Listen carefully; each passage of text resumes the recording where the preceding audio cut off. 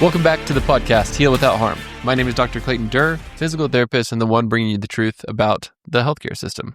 Today's topic is heel pain, especially this plantar fasciitis stuff. It's one of the most common reasons people limp into a physical therapist's office, believe it or not. Today I've got Dr. Allison Bullinger. She's a PT here in our clinic. She specializes in this condition, along with runners as well. We're going to answer the exact questions patients ask us, whether it be on social media, in person, or simply the texts that I receive on my personal phone. Let's just get into it. Dr. Allison, thanks for jumping on with us today.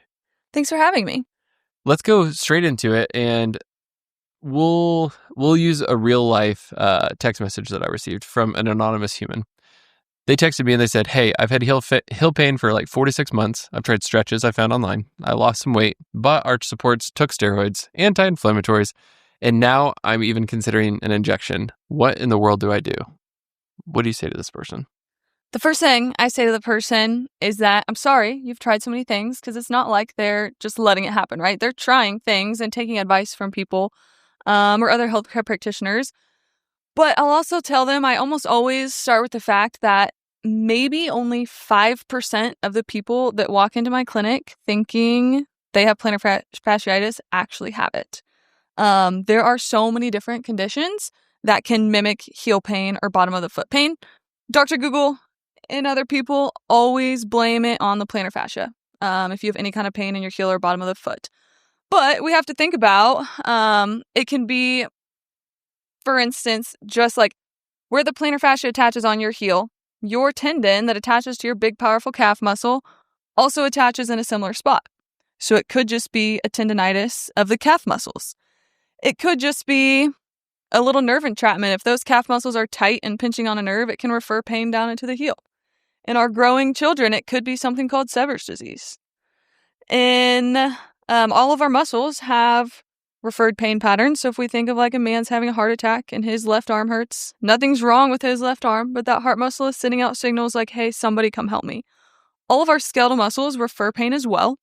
There's a couple big muscles up in the calf area that refer pain directly to the heel that mimics plantar fascia pain. So I always like to start and tell people like, hey, the reason all this stuff might not be working is because you don't actually have plantar fasciitis. So the injections in the bottom of your foot didn't help because that's not where the problem is. The arch supports for your foot also didn't help because that's not where the problem is. But yeah, that's where I start. So I have so many questions because honestly, y'all, the thing is a lot of injuries that people show up with here, Dr. Google sometimes does direct people in the right spot, but most of the time it kind of takes you off in this weird, incorrect direction. And one of them that you spoke on that this person asked about was special shoes, orthotics. I've had some people pay $180 for flip-flops that are supposed to like cure their, heel pain. I've had people spend $600 on orthotics. Do they work? Are they needed? Do you ever prescribe them or give them out? If you do, why? Like, what do we need to know about orthotics and these crazy shoes? I almost never have people go and do that right off the bat. If anything, the reason they help, and if they help, it's usually only temporarily, is because it just changes the pressure points on your foot and what tissues are accepting the load.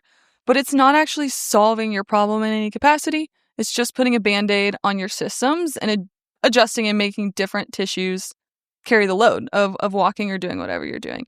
And so if somebody has orthotics already, or if they want to go get them, I always encourage them for it to be a temporary thing that we slowly work our way out of, because your foot should be able to handle walking around in any kind of shoe without pain, within reason, right?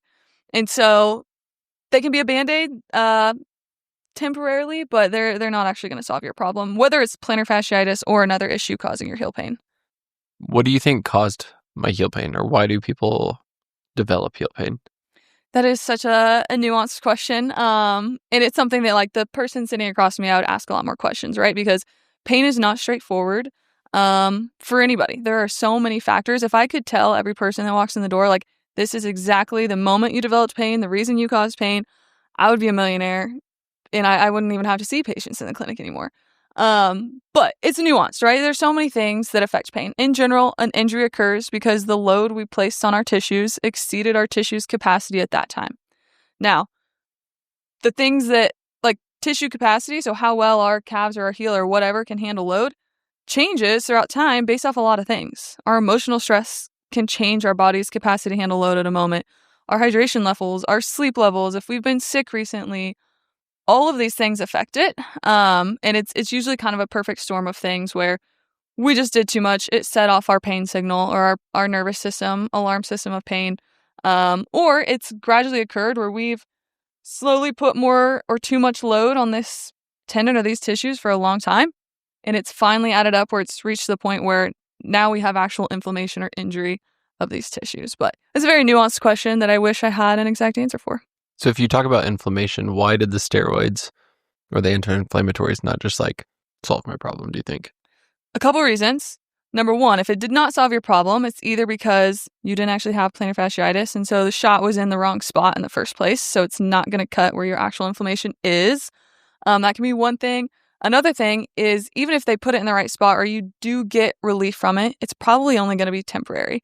Because if you don't actually go and reload these tissues, strengthen them, rebuild them, you're going to end up in a painful cycle where it's a lot of people will get a steroid shot every 3 to 6 months for years, right? Most of my people that come in with heel pain have been on and off for years or months. And so it's either in the wrong spot, so it's not going to change your pain, or even if it's in an actual inflamed area of your body, it's, again, just a Band-Aid where it cuts down the inflammation, kind of numbs our pain signals, but we don't actually rebuild the tissues and make them stronger over time to keep this stuff away.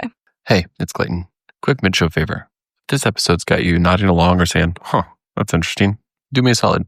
Leave me a review or send it to that one friend who needs to hear it. You'll make my day and maybe save them from another bad doctor's visit. Thank you. Let's get back to the episode. So you keep saying it's these tissues. If I'm supposed to do something about it, a lot of people say stretch the calf, roll on a water bottle, roll on a golf ball, freeze a soda can, and then roll on that. Is that going to help? Should I do more stretching or should I do more rolling and break up adhesions or something? Great question. It can help, again, temporarily, just bringing blood flow to the area and relaxing the tissues a little bit. But at the end of the day, if we don't go in and actually strengthen or load these muscles, tendons, that's what I mean when I keep saying tissues, then it's going to keep coming back. You're going to end up in a cycle. And so a lot of times a muscle feels tight, and so people think they just need to stretch it to death, and that's going to be the solve. But a lot of times tightness is actually weakness in disguise, right? If my calf muscle is weak or has been overworked, my brain knows that it's supposed to provide stability, and so it's going to tighten down in an attempt to provide stability. And so what we like the analogy, a well-trained dog gets a longer leash. So if you go out and actually strengthen these muscles, your brain's like, oh, I actually am strong enough to get out of end range. So like the dog gets a longer leash, your body's going to allow those muscles to go through greater ranges of motion. It won't feel as tight, those kinds of things. So actually strengthening the muscles is going to be a solve. And then if it's a tendonitis, which is inflammation of the tendon, which attaches the muscle to the bone on the heel, that takes a lot of time, and tendons heal well with what we call time under tension. So extended periods of load or strengthening, making that muscle and tendon actually work versus just stretching it over and over again. Okay, so I know the name of the game in regards of PT and people's injuries is always it depends. But if there's one thing that someone could get done with this podcast and they say, okay, I'm going to implement this one thing that Google didn't tell me. You tell me rolling sometimes helps, icing sometimes helps, stretching sometimes helps. What is one thing that you think will catch most people on helping them at least take the edge off today? I would say start with some calf isometrics, which just means turning on that calf muscle, making it work, and holding. So if you go and stand on your staircase, if you have stairs at home, stand on the bottom step so you don't fall down it. But go up on your tiptoes and just hold. Set a timer. Hold there for a solid minute. Your calves will be tired by the end. It might reproduce some of the pain in your heel. But making these tissues work for a long period of time is going to be kind of the low-hanging fruit for a lot of these different diagnoses that can all mimic the same kind of heel pain. So just to paint the picture, is this person standing with their heels just hanging off, or are they standing with their heels as high as they can, almost like they're in high heels or something like that? The second one. So heels as high as they can, you're up on your toes, your calf muscles should be working. if I have pain in only my left one or only my right one, just one of them are in pain, should I do this on one foot or should I do this on both feet? What does that look like? I would start on both feet, see how your tolerance is. If it seems easy on 2 feet, then you can shift and do a single leg hold. But starting with 2 feet, once that's easy, progress to holding on a single foot up on your toes. That sounds good. The last thing that I want to ask that I had a couple people ask about is, why does it hurt first thing in the morning? Why is that like the worst? Why is that the tail sign of, quote, plantar fasciitis? For a lot of people, I think it just has to do with the fact that you've been inactive for a long time throughout the night, right? And so most people report that it's worse first thing in the morning, or it's worse after, say, sitting at their desk for 4 hours and they stand up to go to the bathroom at lunch. And so in general, these muscles and tendons like blood flow and like movement. So you've been sleeping all night long, sedentary, your foot, your calf, all of these things have not been moving at all. And so they're going to be a little bit tighter. And it just takes, after the first few steps, people say it gets a lot better already. Just getting these tissues moving, loaded, getting blood flow through them helps this stuff feel better. So just to wrap up, it sounds like most plantar fasciitis isn't really plantar fasciitis. It sounds like injections, oral meds like ibuprofen, Tylenol, and sometimes even steroids aren't super helpful. And it seems like strength is the issue. Would you agree with all that so far? In a quick summary, yeah. Is there any other points that you notice that you're answering the same question all the time, or you just see as a common myth that we haven't covered that you would like to clear up for people?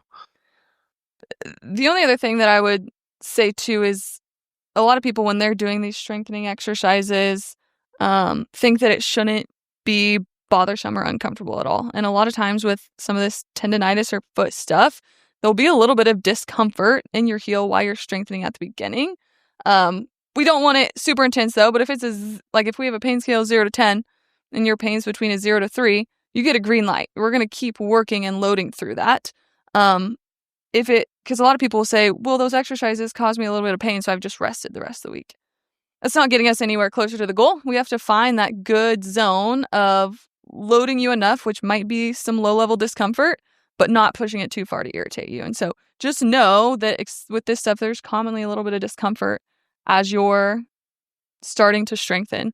And that's normal. And unfortunately, part of the name of the game with this diagnosis. That's fair. So if you are listening here, you probably clicked on this for a reason. Either one, you just follow the podcast, or two, you want to get your heel pain cleared up. Honestly, reach out to me. Reach out to us here at Natural Wellness Physiotherapy. If you are listening now and you want to go ahead and just take that first step, LOL, I always love puns. If you want to take that first step into getting evaluated, coming in and seeing any of us here, or specifically Dr. Allison, your first visit will be half off. All you have to do is just mention that you listen to this podcast. I will put a link down below to get that taken care of. And if you're someone who is not here locally, please reach out to me. I usually know a PT within an hour of you that can help with this. So Dr. Allison, thank you for coming on, clearing up some of these things and helping all the people in the world heal their heel pain. Thanks for having me, Dr. Clayton. We'll see you later, guys. Hopefully today you learned a little bit more how to heal without harm. Thanks.